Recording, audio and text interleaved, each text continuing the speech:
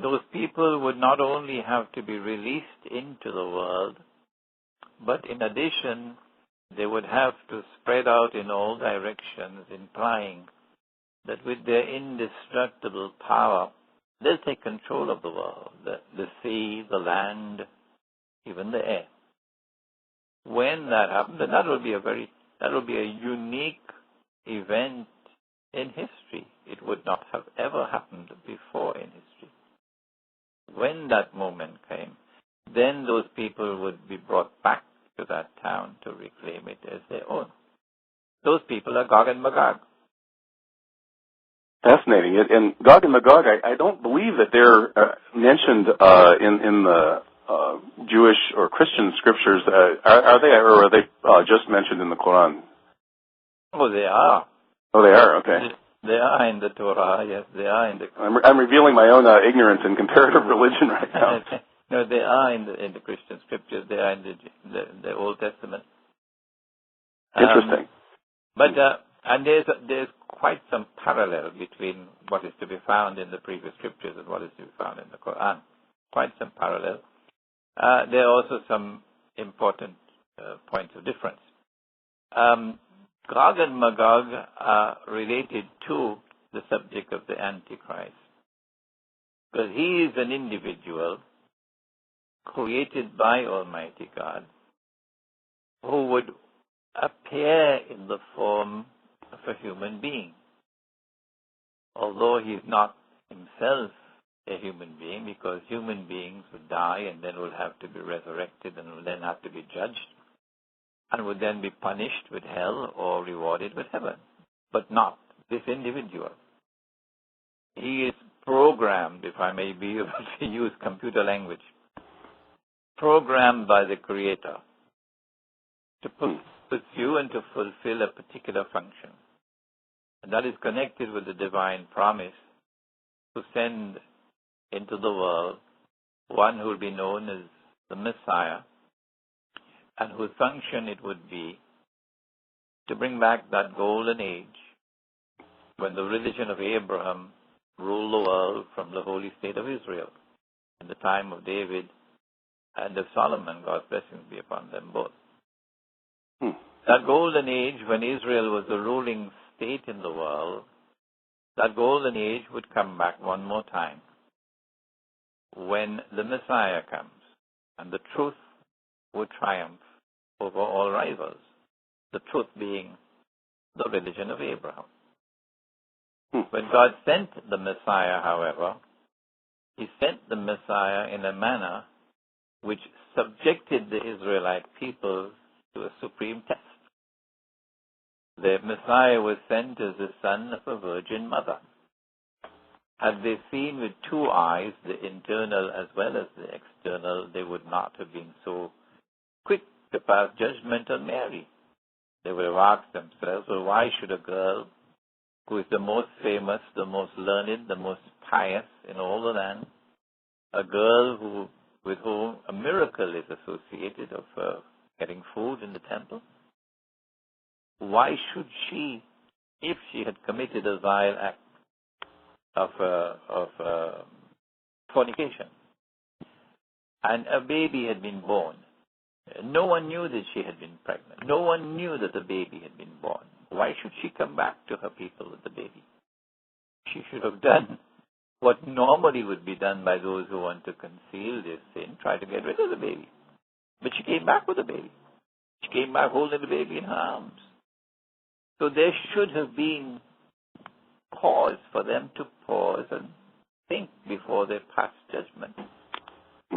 In fact, they were being tested and they failed the test when they said that this was a bastard.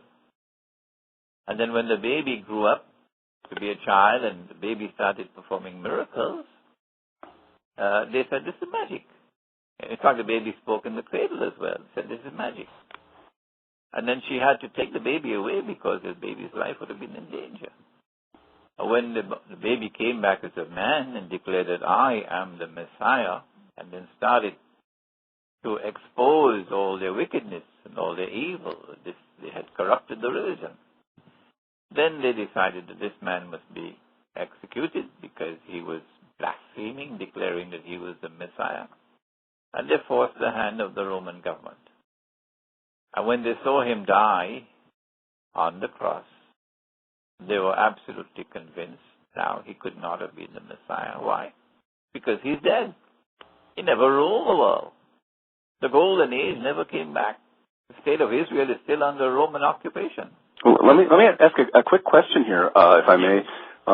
The Surah of Miriam, or of Mary, the mother of Jesus or Isa, is of course one of the most beautiful passages in the Qur'an and recognized as such by non-Muslims as well.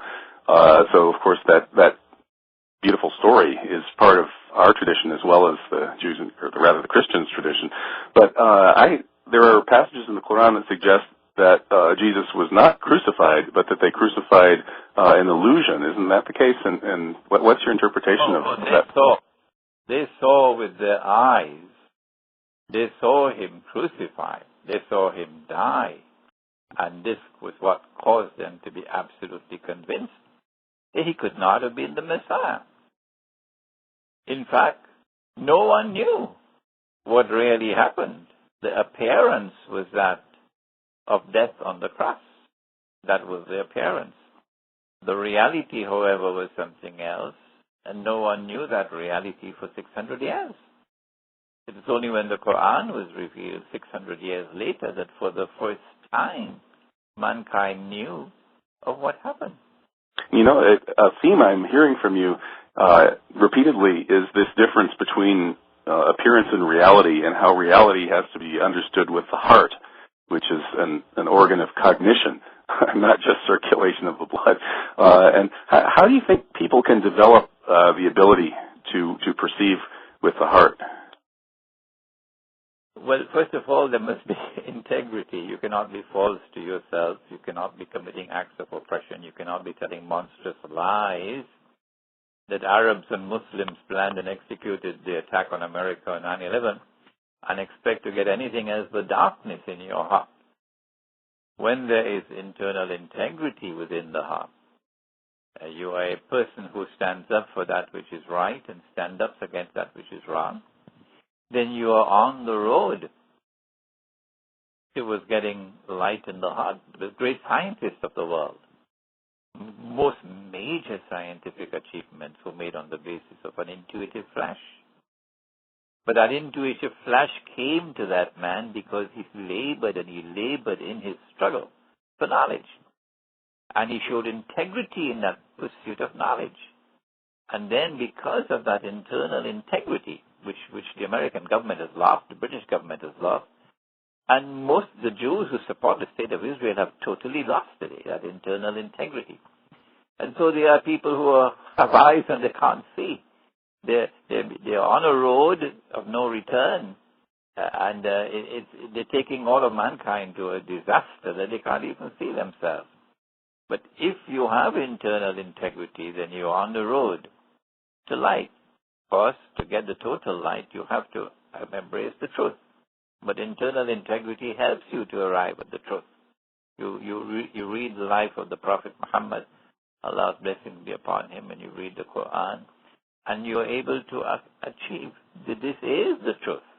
And this is a truth which confirms truth which came before it. And then when you have that faith in your heart in the one God, you no longer have faith in a mango tree or in the state as sovereign, but it's the one God, then the light comes into you. Of course, you have to be righteous in your conduct. And righteousness today means standing up to the oppressor and standing up for the oppressed of the world. If you're not doing that and you go into the church and you go into the temple, you go into the masjid, what's the worth of that worship? I know that many people in the 9/11 Truth Movement have seen standing up for the truth of this matter, which is such an overwhelming and emotionally charged matter, to be a path of sort of spiritual advancement for them, and with trials and tests. Have you followed the development of the 9/11 Truth Movement, which unfortunately is mostly non-Muslim? There aren't very many Muslims who have contributed to it in a major way. What's your feeling on that?